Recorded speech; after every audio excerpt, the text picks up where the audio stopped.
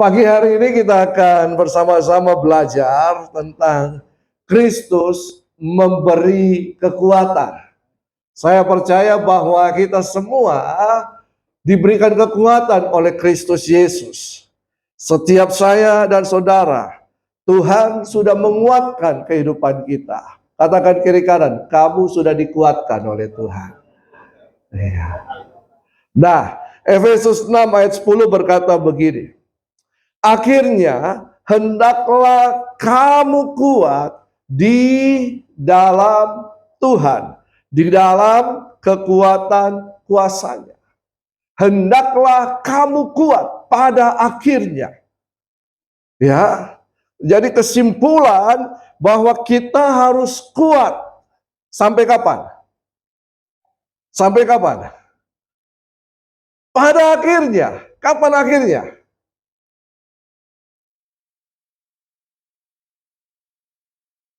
Ketika Yesus datang kali kedua di awan-awan. Amin. Ketika itu kubur akan terbuka, orang-orang yang percaya dalam Kristus Yesus, kubur-kuburnya akan terbuka. Lalu rohnya naik bertemu Kristus di awan-awan. Lalu kita yang masih tinggal, kata firman Tuhan, diubahkan dalam sekejap untuk bertemu dengan Yesus di awan-awan. Sehingga ada lagunya kan? Ada pertemuan di udara, pertemuan yang manis. Saya rindu bertemu di sana, jauh di udara. Nyanyian yang belum pernah didengar adalah kegirangan. Dan anak Allah yang pimpin pertemuan. Haleluya. Wah, ini saya ingat dulu waktu tahun-tahun 80, 70 akhir 80. Kalau saya ikut oma saya, ikut doa pagi, ya bedstone pagi. Saya cuma duduk, mereka semua jemaat itu berlutut. Kalau lagu ini dinyanyikan, oh haleluya. Ya rasa-rasanya itu surga turun. Amin. Nah, firman Tuhan katakan akhirnya hendaklah kamu kuat di dalam Tuhan. Nah, kenapa dalam terjemahan BIMK berkata begini. Akhirnya hendaklah kalian menjadi kuat dengan kekuatan yang kalian dapat dari kuasa Tuhan. Kita mendapatkan kekuatan dari kuasa Tuhan. Kuasa Tuhan itu diberikan dalam kehidupan saya dan Bapak Ibu Saudara. Lewat apa? Lewat kuasa Roh Kudus. Amin. Kuasa Roh Kudus dan kebenaran firman Tuhan itu yang akan selalu menguatkan kehidupan kita. Bahkan dikatakan begini, akhirnya hendaklah kalian menjadi kuat dengan kekuatan yang kalian dapat dari kuasa Tuhan. Karena kalian bersatu dengan Dia. Karena kalian bersatu dengan Dia. Siapa Dia ini? Kristus Yesus.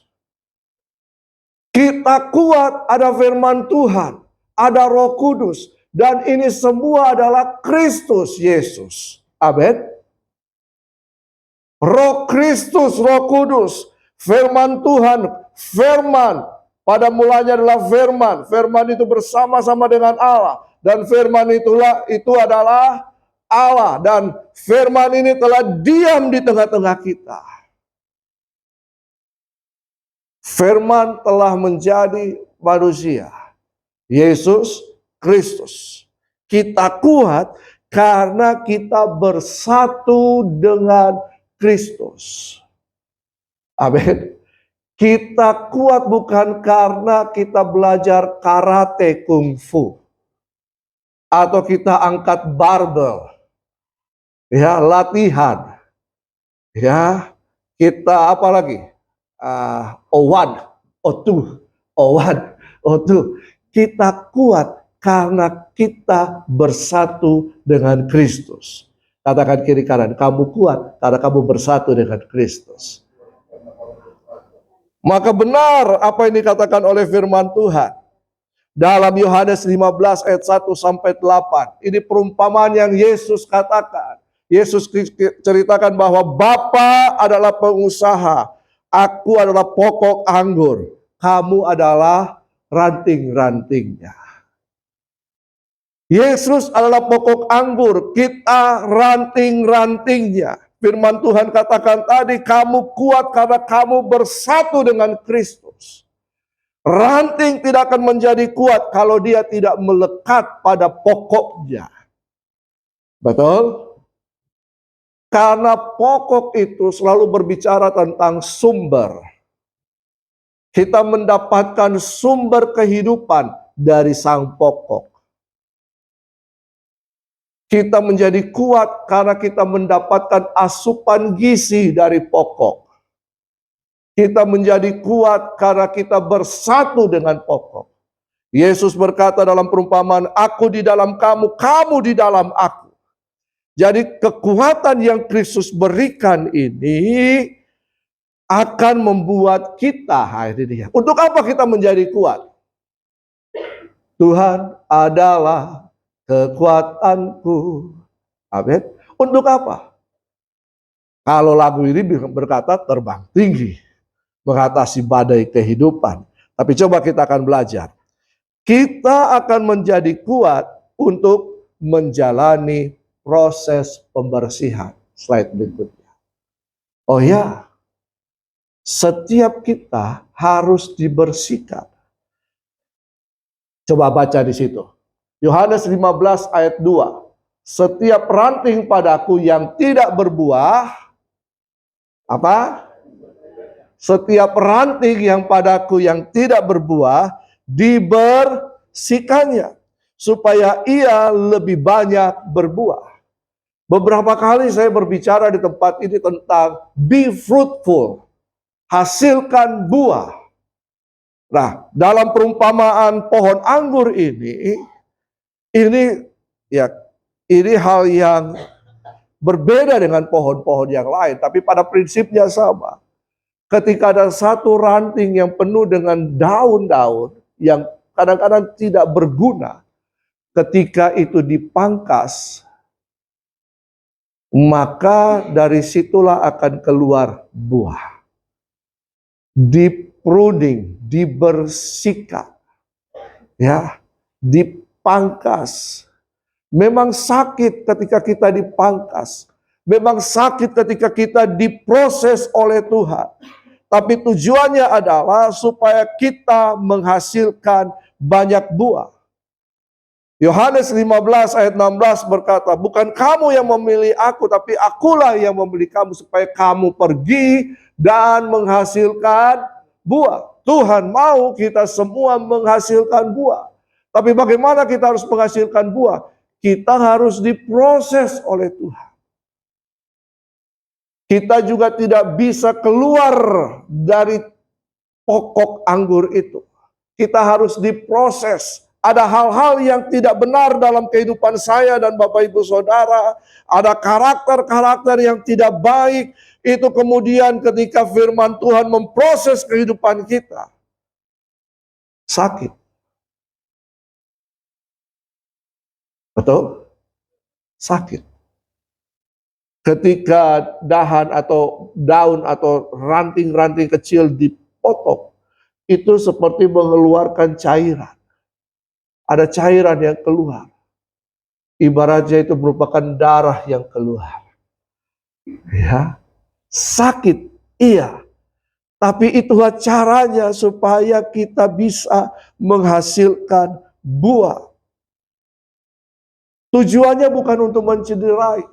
Tujuan proses itu, atau tujuan pemangkasan itu, atau tujuan pruning itu, slide berikutnya, bukan untuk mencederai, tetapi supaya kita bersih dan kemudian menghasilkan buah, supaya dahan itu bersih dari daun-daun atau ranting-ranting yang tidak berguna, supaya menghasilkan buah.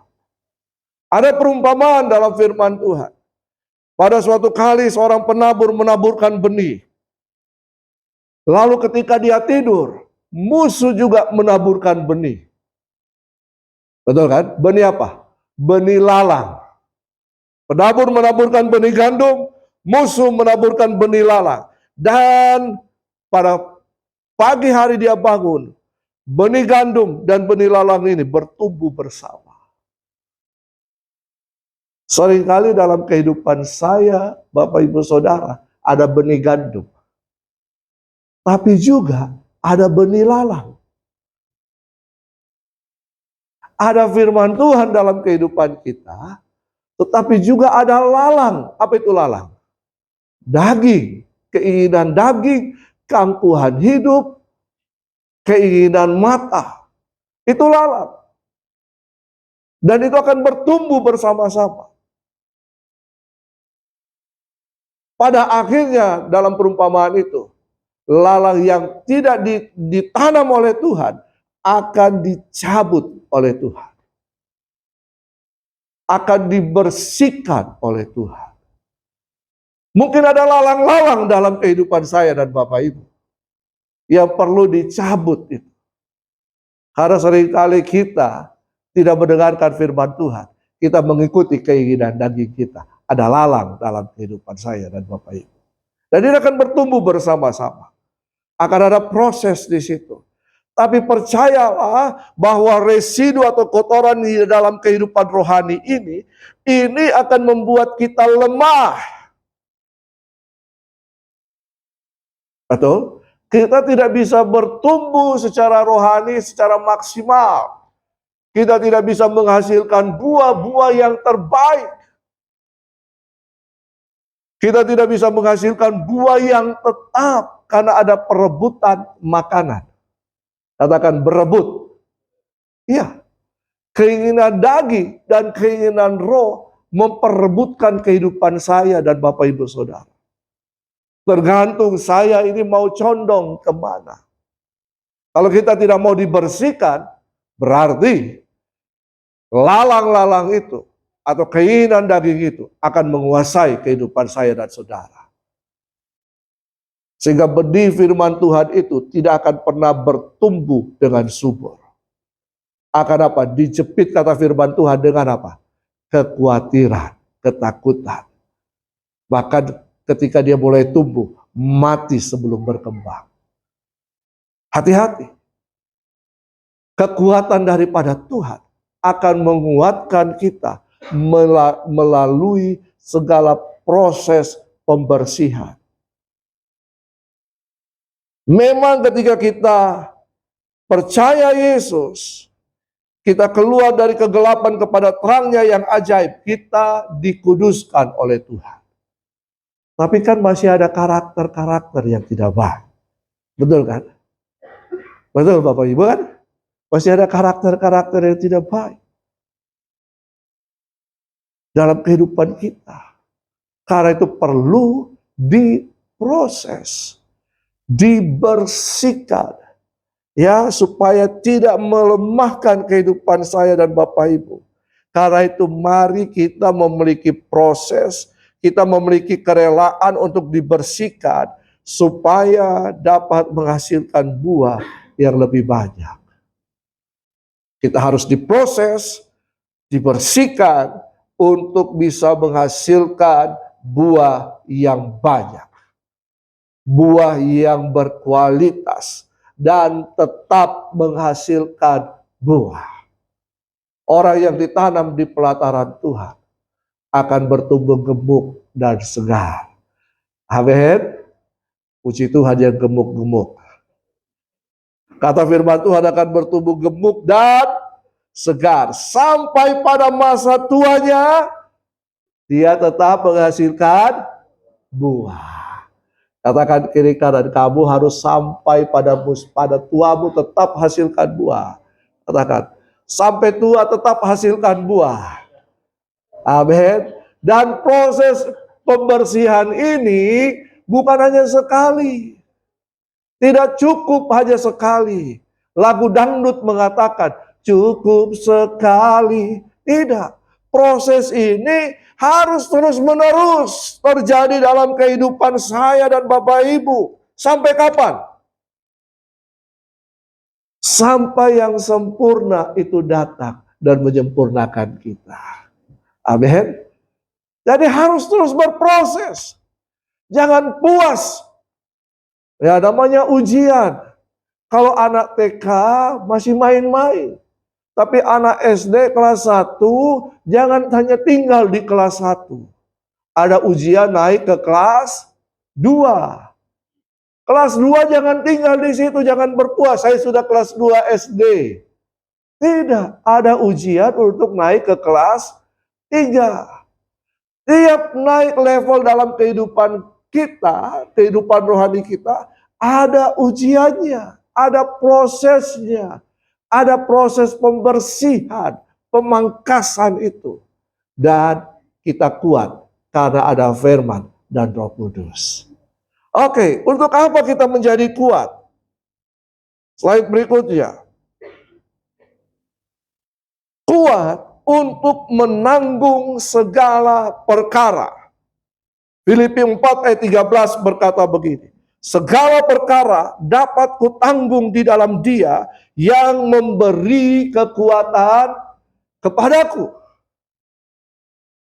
Paulus mengatakan dalam ayat-ayat ini, aku tahu apa itu kesusahan. Aku tahu apa itu kelimpahan. Dan aku dapat menanggung segalanya. Apa itu? Baik dalam masa susah maupun dalam masa kelimpahan. Kalau masa susah, kita berseru kepada Tuhan. Tuhan tolong. Tuhan tolong. Tapi kalau masa kelimpahan, kita tidak lagi berseru kepada Tuhan. Kita suka lupa Tuhan. Betul? Betul apa betul? Betul apa betul? Kalau masih susah, doanya kencang. Kalau perlu puasa 40 hari, 40 malam. Kalau perlu. Tapi ketika diberkati Tuhan, kelimpahan, mulai kendor doanya. Mulai kendor ibadahnya. Mulai kendor pemberian syukurnya. Ya, survei membuktikan ketika kita diberkati Tuhan, kita mulai mengendorkan iman kita. Jangan Bapak Ibu. Paulus mengatakan, segala perkara dapat kutanggung di dalam Dia yang memberi kekuatan kepadaku. Dalam segala perkara dalam kehidupan kita, entahkah itu ada badai, ada tantangan kehidupan, ada masalah persoalan, ada berkat yang besar, kita harus kuat untuk menanggungnya. Karena itu perlu latihan rohani. Firman Tuhan katakan, Paulus mengatakan kepada Timotius, latihlah dirimu beribadah. Kenapa harus dilatih? Supaya kita kuat dan tetap kuat. Karena ibadah itu mengandung janji untuk hari ini, bahkan sampai masa yang akan datang, kata firman Tuhan. Ibadah itu bukan hanya pada hari ini. Tapi ibadah itu akan terus berkelanjutan hari demi hari. Harus terus berkelanjutan. Karena itu kita harus kuat untuk menanggung segala perkara. Firman Tuhan katakan, hari-hari ini bukannya tambah baik. Hari-hari ini tambah jahat, tambah susah. Harga beras semakin naik. Harga apa lagi? Harga gula semakin naik. Harga apa lagi? Telur semakin naik. Harga apa yang tidak pernah naik? Gaji yang tidak pernah naik. Ini rahasianya. Kalau kita berharap kepada gaji, kita akan selalu berkekurangan. Setuju apa setuju? Setuju kan? Tapi kita harus percaya bahwa kita telah diberkati oleh Tuhan. Tapi rahasianya begini. Mujizat itu tidak akan terjadi tanpa sebab. Mujizat itu akibat. Firman Tuhan katakan, Tuhan itu sudah memberikan benih dalam kehidupan saya dan saudara. Benih itu berisi potensi kehidupan. Nanti kapan-kapan saya akan bicara benih. Ya, karena ini hal yang sangat-sangat penting. Karena kalau orang tidak pernah menabur, maka dia tidak akan pernah menuai. Betul? Kalau dia hanya mengharapkan menuai tanpa menabur, berarti dia pencuri. Firman Tuhan katakan, nanti baca, Galatia, janganlah sesat. Tuhan tidak ingin dipermainkan. Kalau kamu menabur dalam daging, kamu menuai daging. Kalau kamu menabur dalam roh, kamu menuai dalam roh. Apa yang ditabur, itulah yang dituai. Jadi dalam kehidupan saya dan Bapak Ibu sudah ada benih, ada potensi. Mujizat tidak akan terjadi tanpa kita menabur benih. Dalam benih ada kehidupan. Dalam benih ada masa depan. Oh ya. Jadi jangan salahkan Tuhan. Kenapa saya tidak menabur? Kenapa saya tidak mengalami mujizat? Kan janjimu, kamu akan semakin naik dan naik dan naik. Yesus yang kaya telah menjadi miskin supaya kita yang miskin menjadi kaya. Tapi ingat prinsipnya, Yesus menabur kehidupan. Dia menuai kita semua. Iya kan? Selama bumi masih ada, kata Kejadian, tidak pernah berhenti musim menabur dan menuai. Ini prinsip. Jadi untuk menanggung segala perkara, kita juga diberikan kemampuan, kekuatan oleh Tuhan untuk menabur benih. Nanti kapan-kapan kita akan pelajari Kejadian pasal 26. Ishak itu tidak serta-merta dia menabur lalu menuai. Dia menabur di tanah kering, lalu kemudian dia menuai 100 kali ganda. Ada proses kehidupan yang mengikutinya. Dan dia kuat untuk menanggung itu. Jadi mulai hari ini tabur benihmu. Firman Tuhan katakan, tabur saja tiap kali ada kesempatan, tabur saja. Karena kita tidak tahu kapan benih itu akan bertumbuh dan kapan kita akan menuai. Benih itu banyak macam. Benih itu adalah potensi diri kita juga. Benih itu adalah hikmat yang Tuhan berikan. Benih itu bisa berbicara talenta. Ingat perumpamaan talenta, 1 talenta, 2 talenta, 5 talenta. Siapa yang mengerjakan apa? Siapa yang menabur benih itu atau mengerjakan benih itu, dialah yang akan menuai. Kata firman Tuhan. Ini prinsip benih iman. Doa-doa kita kepada orang lain. Dan jangan harapkan kita menabur benih A, kita menuai benih B. Itu namanya mencobai Tuhan. Kalau saya menanam biji mangga, maka saya tidak akan pernah mengharapkan bahwa pohon mangga ini akan menghasilkan buah semangka. Betul? Kita tanam biji mangga, kita tuai mangga.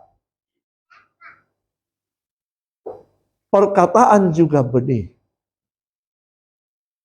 Kalau kita menabur kata-kata yang sia-sia, kata firman Tuhan, kita akan menuai puting beliung.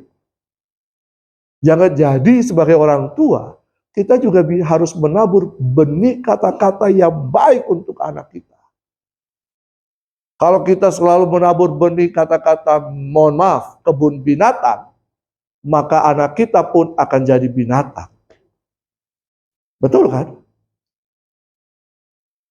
Setuju apa setuju? Harus setuju. Karena ini prinsip firman Tuhan. Perpuluhan juga benih. Persembahan Bapak Ibu juga benih. Semua yang dalam kehidupan kita, ketika kita keluarkan, kita tabur, itu benih. Ya, jadi jangan seke untuk menabur benih. Katakan kiri kanan, jangan seke. Orang yang menabur sedikit, kata firman Tuhan, akan menuai sedikit. Jangan harap menuai banyak. Betul kan? Semakin mana kalau kita semakin besar benihnya, semakin lama prosesnya. Betul? Betul tidak? Apa bedanya padi dengan mangga? Atau durian montong?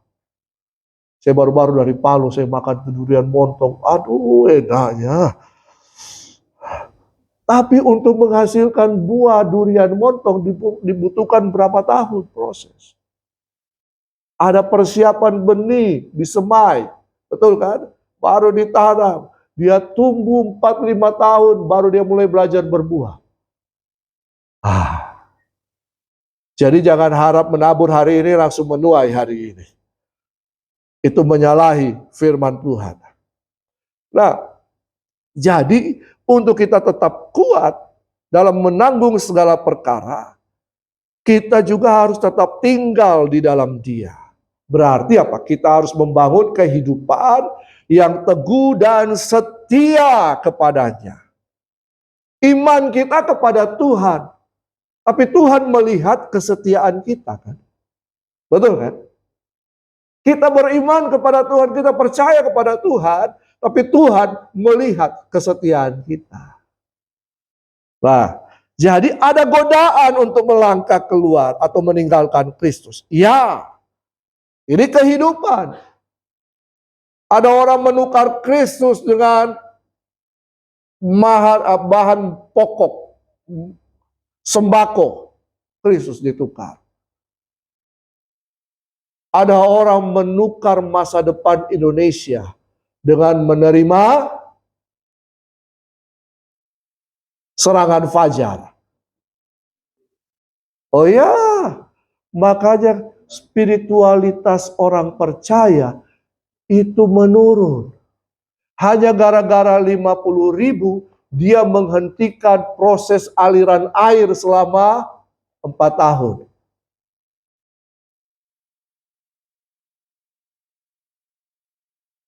Godaan.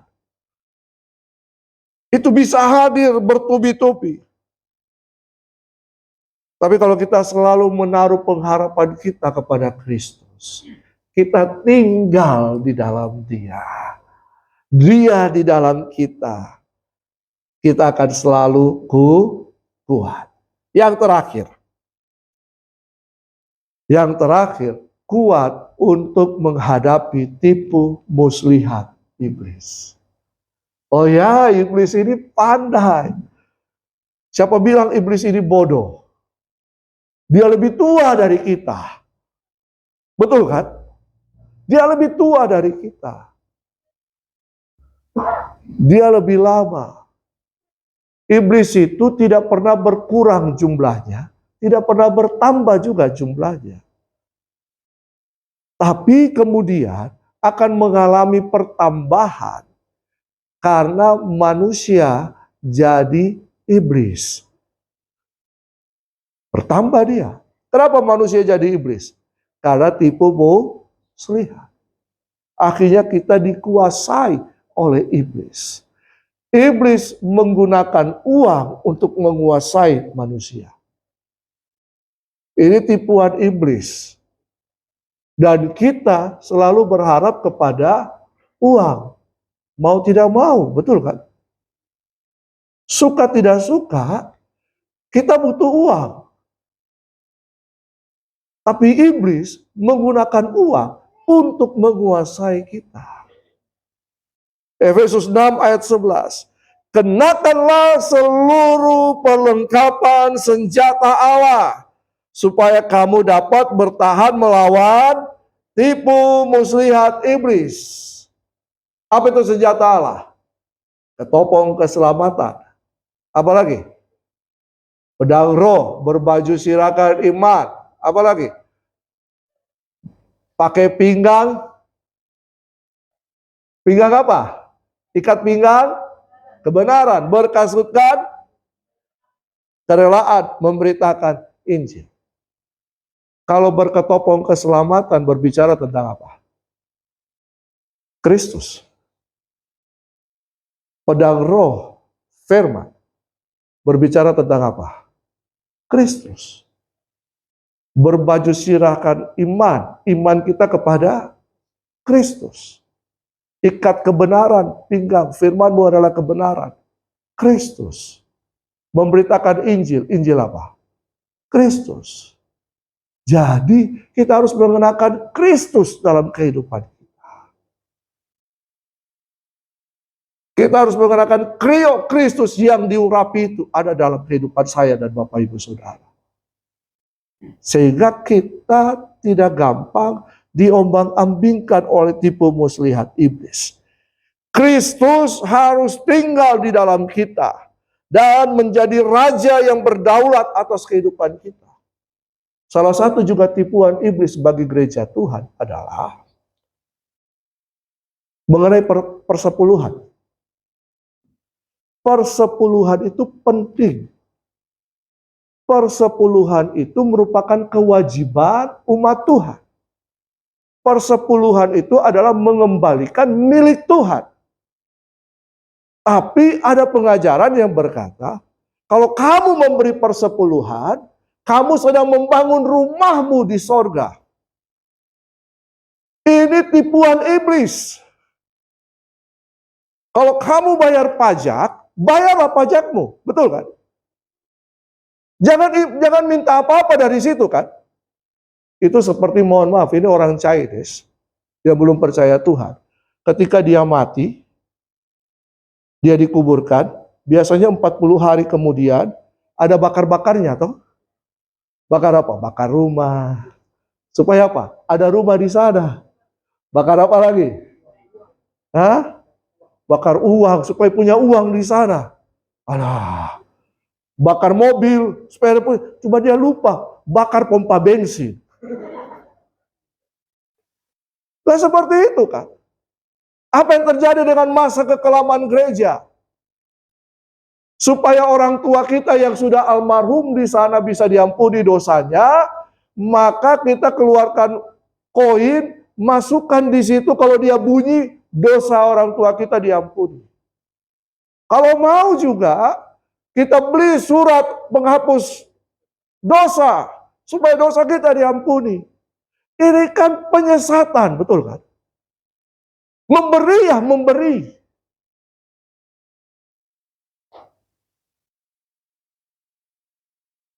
Jadi ketika kita memberi perpuluhan, kita sedang menaati firman Tuhan. Setuju apa setuju? Dan ini juga benih. Perpuluhan itu benih. Apa itu benih? Benih itu bisa memberi bagi orang miskin. Benih itu bisa kemudian kita memberi untuk persembahan-persembahan khusus. Benih juga bicara perpuluhan. Macam-macam benih itu. Benih juga bisa bicara talenta, potensi bakat kita. Selama bakat kita, talenta kita tidak dikeluarkan, itu tetap jadi benih. Tapi ketika kita tabur, kita pakai, kita belajar, kita kembangkan bakat kita pakai, oh ya itu menghasilkan. Jadi, jangan sampai kita ditipu oleh iblis. Jika Kristus yang memerintah kehidupan kita, lewat apa? Firman dan Roh Kudus, maka hidup kita akan selalu terpelihara dari tipu muslihat iblis. Ayat terakhir, Kolose 1 ayat 27. Kolose 1 ayat 27. Ini ayat terakhir. Ayat terakhir. Percayalah. Ya. Mari kita baca sama-sama. Slide berikutnya. Ya, Kolose 1 ayat 27. 1, 2, 3. Kepada mereka Allah mau memberitahukan betapa kaya dan mulianya rahasia itu di antara bangsa-bangsa lain. Yaitu apa? Kristus ada di tengah-tengah kamu. Kristus yang adalah pengharapan akan kemuliaan. Ini rahasia yang luar biasa. Rahasia yang mulia. Apa itu? Christ in you, the hope of glory.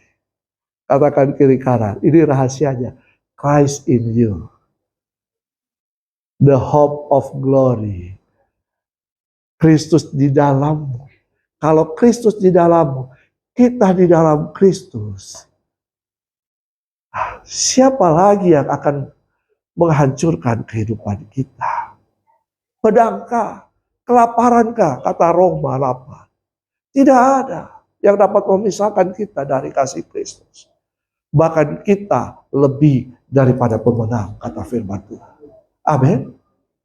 Jadi mari kita abide in Him. Tinggal di dalam Dia. Dia di dalam kita. Tuhan Yesus memberkati.